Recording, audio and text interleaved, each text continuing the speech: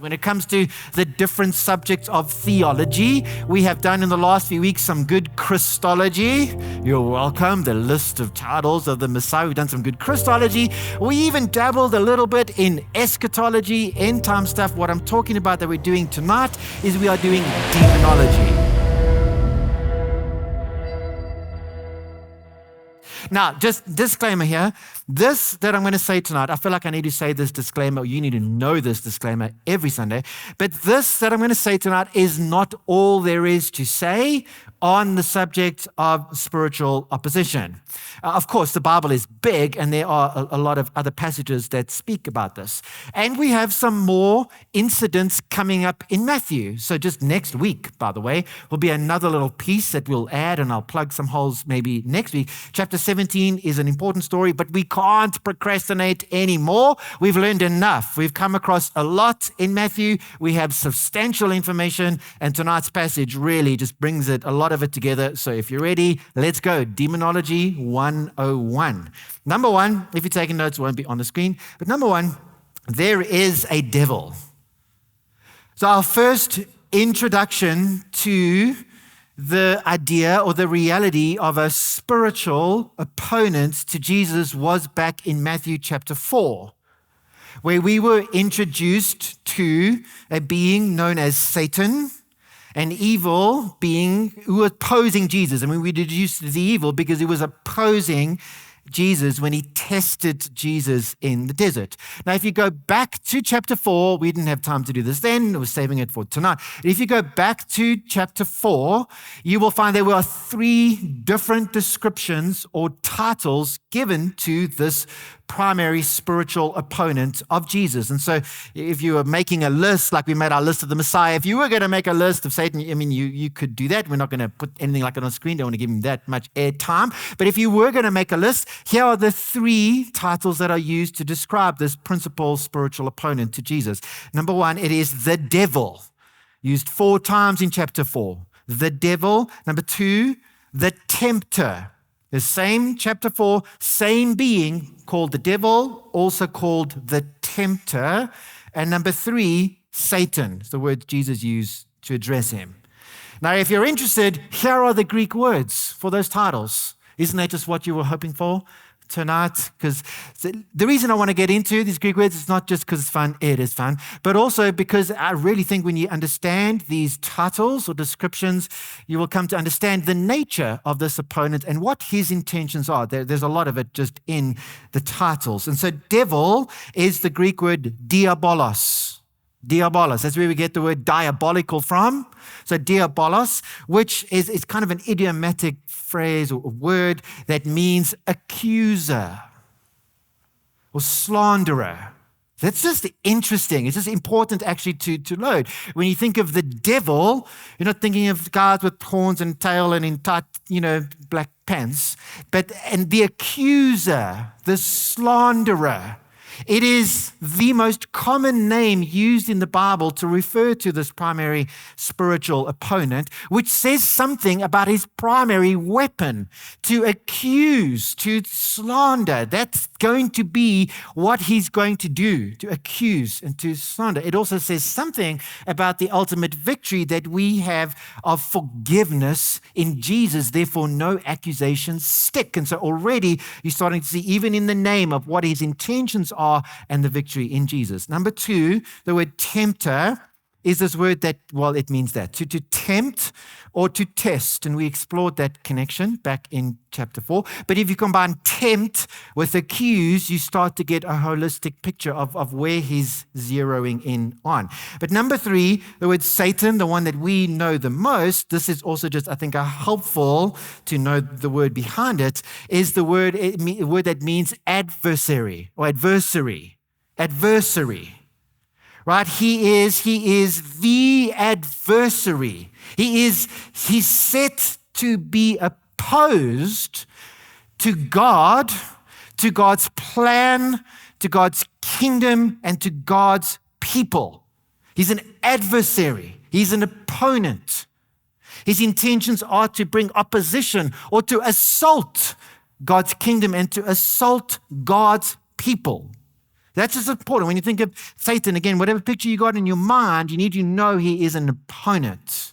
Now add to that list of 3 titles, another title given to him, number 4 from our passage tonight, from chapter 12, where the Pharisees refer to him as Beelzebul, which is an Aramaic expression that's quite hard to nail down, but as best we can tell means Lord of the house, but implies either way, like someone who's a captain or leader or a prince. And that's what the Pharisees say, Beelzebul, the prince of demons. Just if you're interested, for those who are in the know, the textual variants here will sometimes say instead of Beelzebul will be Beelzebub, which translated means Lord of the Flies. William Golding and that whole story, that's all loaded in there. And so here we are. Firstly, just as we were just journeying through Matthew, we're going back, we're collating everything we know. There is an opponent to God and to Jesus, and he's described through these 4 terms. But number 2, so there is a devil, and number 2, there are other demons. The fact that there is a prince of demons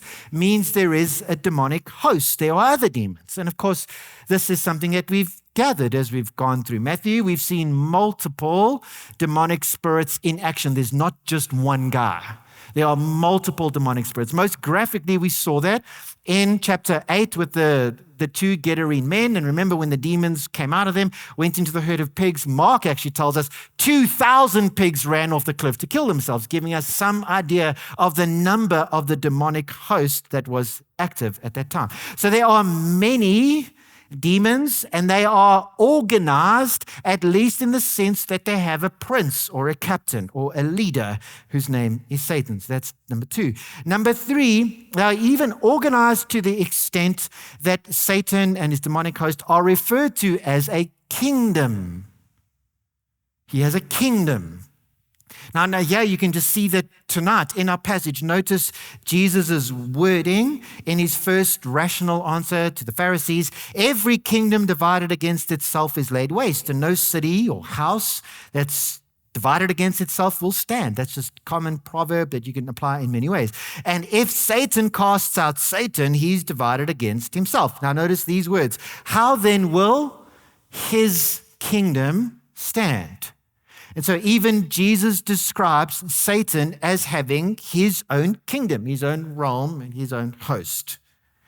Number 4, that kingdom, the kingdom of Satan, affects the earthly kingdoms of men. In chapter 4, again, going backwards, but to the last test of Jesus, we didn't have time to pull this out then, hence tonight. In that last test, we saw this again, the devil, Diabolos, took him to a very high mountain and showed him all the kingdoms of the world and their glory. And he said to Jesus, this is the devil, said to Jesus, shows him all the kingdoms of the world. All these I will give you if you will fall down and worship me.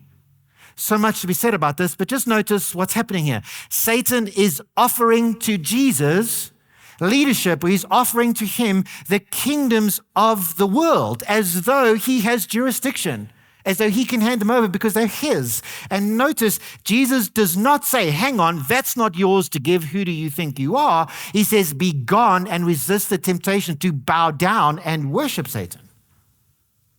Now, this idea of Satan having a kingdom is actually not new to us, and that kingdom affecting earthly kingdoms. If you're just reading, especially through the New Testament, you come across texts like this. If you've been a Christian for a while, no doubt you come across this.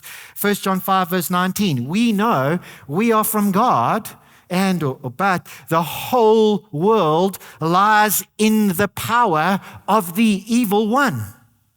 Elsewhere, Satan is described the prince of the power of the air. He has influence. He affects the kingdoms of man. And so there is a kingdom of Satan. He has influence over human kingdoms. And just in case, just to be sure, you must know his intentions as he intersects and interacts with human kingdoms, his intentions are not good, to put it mildly. And that's number 5. His aim, or his kingdom's aim, is to bring harm to humanity. So again, back in chapter 8, the Gadarene men, we read that when the demons took control of their human hosts, they became unusually violent, their strength increased, and they ended up living in tombs. And I did make the point back then, but I'll repeat it now in the few little things that I said then. That just gives you kind of graphic insight into the intention of the evil spiritual world, that when they have that kind of influence and jurisdiction, unusual violence is the result, and they end up living in places acquainted with death. That just gives you a sense of their intention and trajectory. All the miracle stories we've seen of people possessed by demons. So chapter 9, when a demon takes control of a person, makes him mute, so unable to speak. In case you're wondering, that's not good. Could make a joke here, could insert joke for comic relief about sometimes how you wish some people were maybe not able to speak, but it's not good. In chapter 12, this story here, again, the effect of the demon possession is muteness and also blindness. These are not good things. No one would want that.